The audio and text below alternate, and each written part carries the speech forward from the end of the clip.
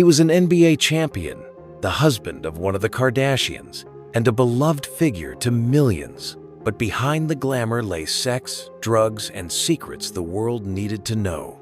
Today, he's telling it all, with no censorship.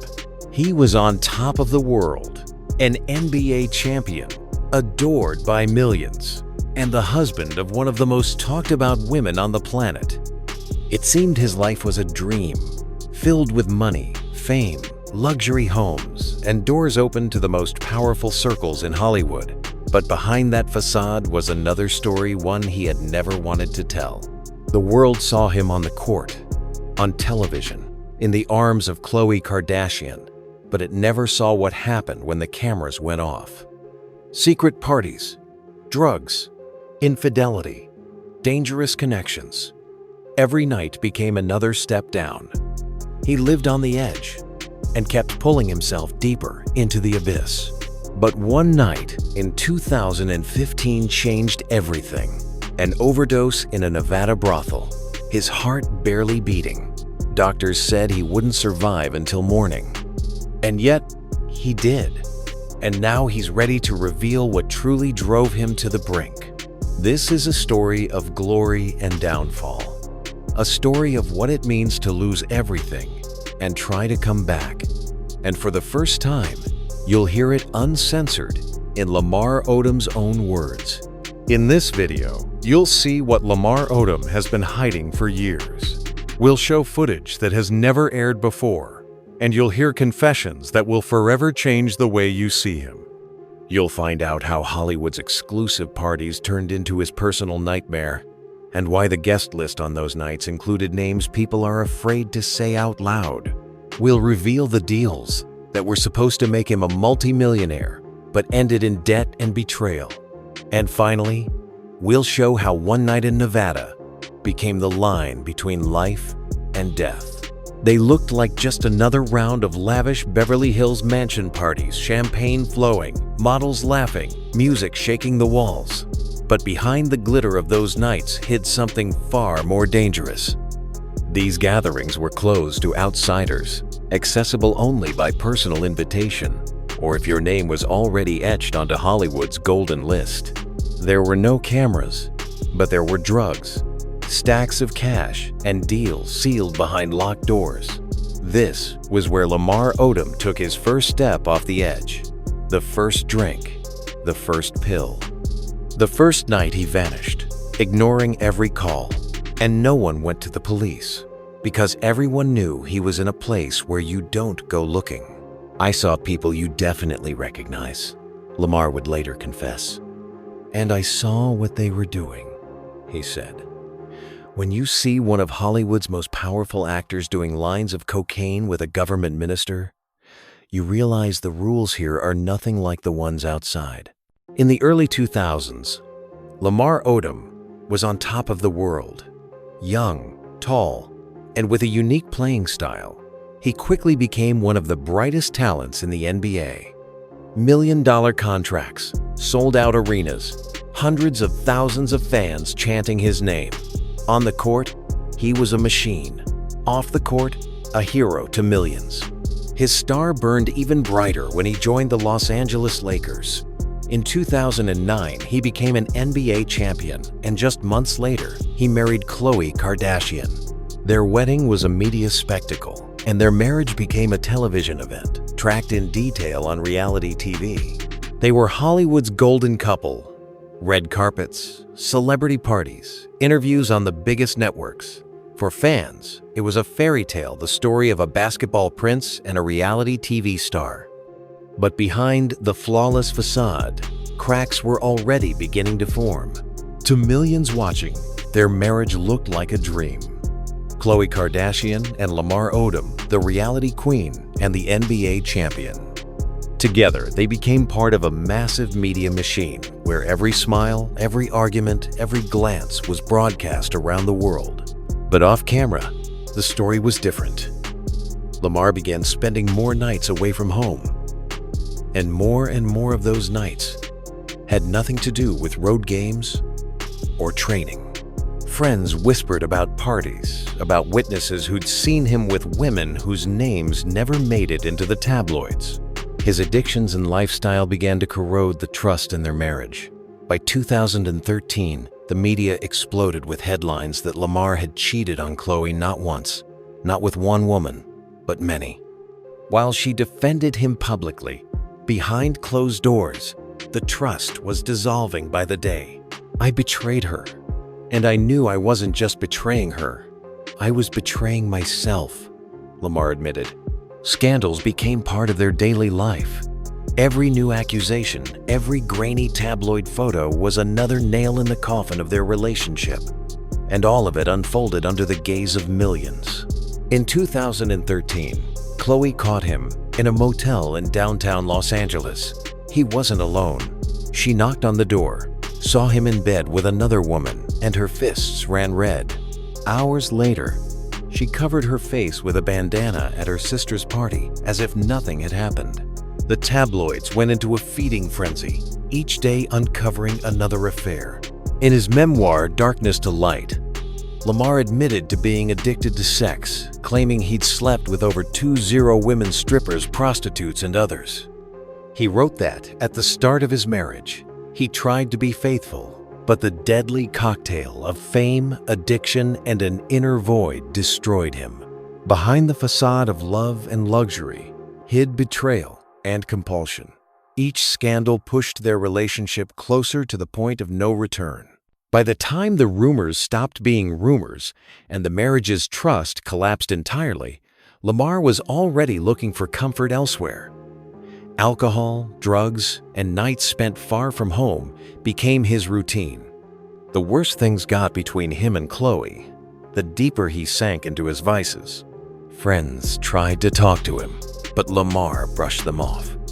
He was still an NBA star, still able to play and earn millions. But every day he was losing control over his own life.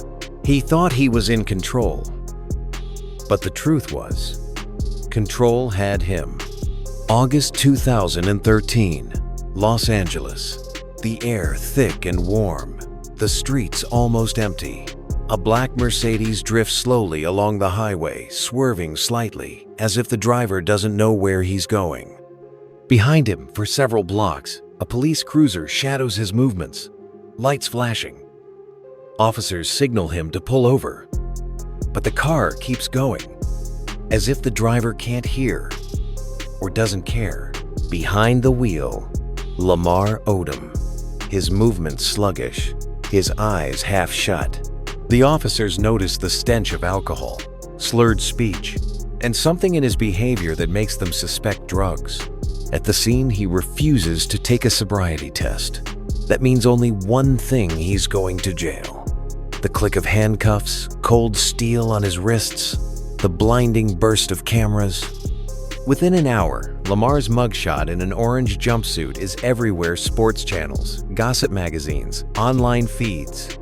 For fans who remembered his championship smiles and game-winning shots, it's a gut punch.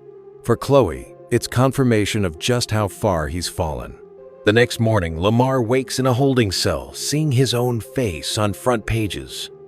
It could have been the moment he told himself enough. Instead, he treated it like just another bad night, something to drown in liquor. That same night, he was back in a club, as if nothing had happened. The court sentenced him to 3 years probation, fines, and mandatory alcohol treatment. For fans, it was the first loud alarm bell. Their hero was crumbling. For Lamar, it was just another excuse to hide at the bottom of a glass. He returned home not with a trophy, but with a stain on his name, and what lay ahead would be even darker than that night on the LA freeway. After marrying Khloe Kardashian, Lamar Odom's life had transformed completely. He was already an NBA champion, but now he was part of a family that lived its life in front of millions on Keeping Up with the Kardashians. Cameras followed his every move: breakfasts, holidays, trips, arguments, reconciliations, all packaged for television. To viewers, he was the charismatic, good-natured, slightly shy husband of Khloe, suddenly in the center of Hollywood's media empire. In 2011, they landed their own reality show, Chloe, Lamar. It was a project where the couple let the public into their world. They laughed, argued, shared plans, and opened up about their struggles. Hundreds of thousands of fans tuned into every new episode, and their relationship appeared genuine, strong, and full of love. But behind the scenes, it was far from picture perfect. For Lamar, the constant presence of cameras became a heavy burden. What was once private was now public property. Every complaint, every mistake, every rumor was instantly dissected by the press and blasted across social media. Filming the show demanded time and energy, yet he was still expected to train, play, and maintain peak performance. The pressure from producers, the expectations of fans, and his growing personal demons began to take a toll on his mental state. Lamar would later admit that he felt like he was living in a fishbowl. There was no place to hide from the spotlight. When rumors of infidelity and drug use began seeping into their marriage, the show became a painful mirror of their real lives. With each episode, the smiles looked more forced, the tension more visible. Eventually, Chloe C. Lamar was canceled after just 2 seasons, leaving behind a bitter aftertaste. For viewers, it was simply another Hollywood love story turned sour. For Lamar, it was the moment fame stopped being a blessing and became a weapon that was slowly destroying him from the inside. Before his name became synonymous with tabloid scandals, Lamar Odom was, above all else, a basketball player whose talent commanded respect from even the harshest critics. Born and raised in South Jamaica, Queens, he grew up fighting for his place in the world. His teenage years were marked by hardship, but the basketball court became his sanctuary. There he learned the most important lesson of his life: how to win. After a standout college career, Lamar entered the NBA and quickly made his mark as one of the league's most versatile players. He could score, defend, pass, rebound, whatever the game demanded. But his true rise began in 2004 when he joined the Los Angeles Lakers. With the Lakers, he became part of a legendary squad, sharing the court with names like Kobe Bryant and Pau Gasol. Together, they went from crushing defeats to glorious victories. Lamar was the glue guy, the one who held the team together. His ability to play multiple positions and sacrifice personal stats for the good of the team made him indispensable. 2009 and 2010 marked the peak of his career, back-to-back NBA championships. In the finals, Lamar wasn't just a role player. He was a weapon that could shift the momentum of an entire game. In 2011, he was honored with the NBA's 6th Man of the Year award, recognition that he was the league's best off-the-bench game-changer. It seemed like nothing could stop him. Multi-million-dollar contracts, crowds chanting his name, the respect of the locker room, a brotherhood with Kobe Bryant that felt like it would last a lifetime. These were the golden years, when the name Lamar Odom was spoken with pride, and his face graced the covers of sports magazines. But sports have no mercy for weakness, and life off the court was becoming increasingly complicated. Though he was still a champion on the hardwood, off it, he had entered a far more dangerous game, one where the stakes were life or death. By the fall of 2015, Lamar was out of shape, his NBA career effectively over, and his marriage to Chloe had collapsed. He had vanished from the sports spotlight, but the tabloids never stopped tracking him now for his parties, drugs, and debts. Those closest to him could see he was heading down a dangerous road, but few could stop him. On October 13th, he was at the Love Ranch, a brothel in Nevada. Official reports say he spent 3 days there, consuming a mix of alcohol, cocaine, and so-called herbal stimulants. By the morning of the 3rd day, he was found unconscious, not breathing, his heart barely beating. Staff called 911, and soon paramedics were fighting to save his life. The trip to the nearest hospital ate up precious minutes. When Lamar arrived, doctors diagnosed multiple strokes, kidney failure, and damage to his heart and lungs. They placed him in a coma to keep him alive. His condition was critical. Most believed he wouldn't make it through the night. The news spread across the world in minutes. Outside his hospital room, reporters gathered, fans prayed, and loved ones held vigil. Khloe Kardashian, despite the divorce, rushed to the hospital, halting all proceedings to dissolve their marriage so she could make medical decisions for him. For her, he wasn't just an ex-husband, he was a man she had once shared her life with, now fighting for his own. For 3 days, Lamar hovered between life and death. Doctors prepared his family for the worst. But then, a miracle. He began to wake up. His first words, his first movements, that first confused, pained glance. He had survived, but the aftermath was brutal. Months of rehab, memory loss, and difficulty with speech and movement. Later, he would admit he didn't remember the overdose itself.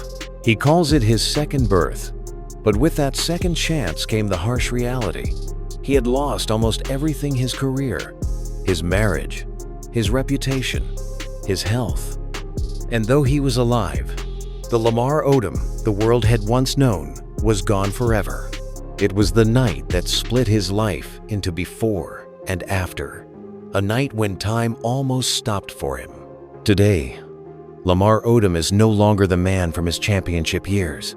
He doesn't step onto the court to roaring crowds, doesn't wear the Lakers' gold and purple, and doesn't walk red carpets with Khloe Kardashian. His name carries a different weight, now not of titles and trophies, but of a story heavy with survival. He has endured what would break most people: the loss of his career, his marriage, his health, and his public image. He was at the top of the world and fell so low that the world counted him out. But he's still here, and that, in itself, is a miracle. Today, Lamar lives quietly.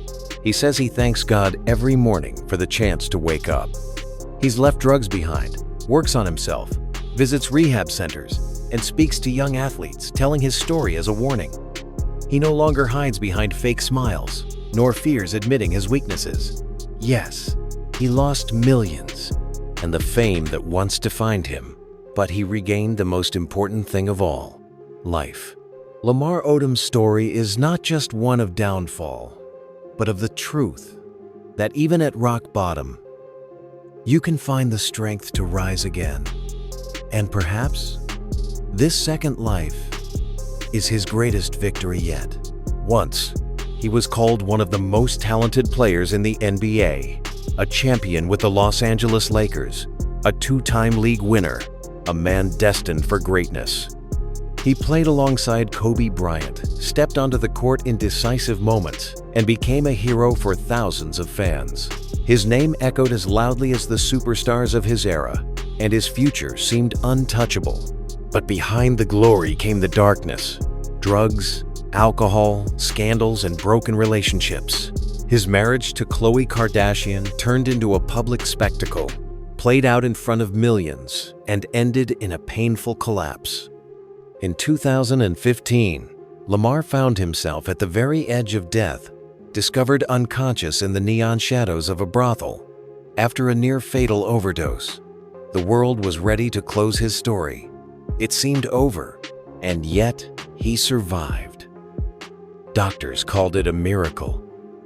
Odom returned from the brink and decided his life had to take on a new meaning. He admitted his mistakes openly, stopped hiding his past, and began speaking about what he endured. Today, Lamar Odom is building a new life, no longer on basketball courts, but in halls filled with young people searching for guidance. He has become a motivational speaker, telling how easy it is to lose everything and how hard it is to fight your way back. His talks in schools and to aspiring athletes have become an inspiration. He shows them, even when you fall to the very bottom, you can still rise and keep moving forward. Beyond speaking, Odom has turned to business. He invests in projects centered on health and rehabilitation and is launching his own network of support centers for those battling addiction. For him, This is no longer just a career, it is a mission. If I was able to survive, then I have a duty to help others survive too, he says. His plans include publishing a book about his life, a documentary project, and the expansion of his social initiatives. He no longer dreams of records or championships. His goal has changed, to live honestly and to help others avoid the mistakes that nearly cost him everything. Today, Lamar Odom is no longer just a former NBA player. He is a symbol of resilience, a man who endured collapse, fought back, and found the courage to build a new future.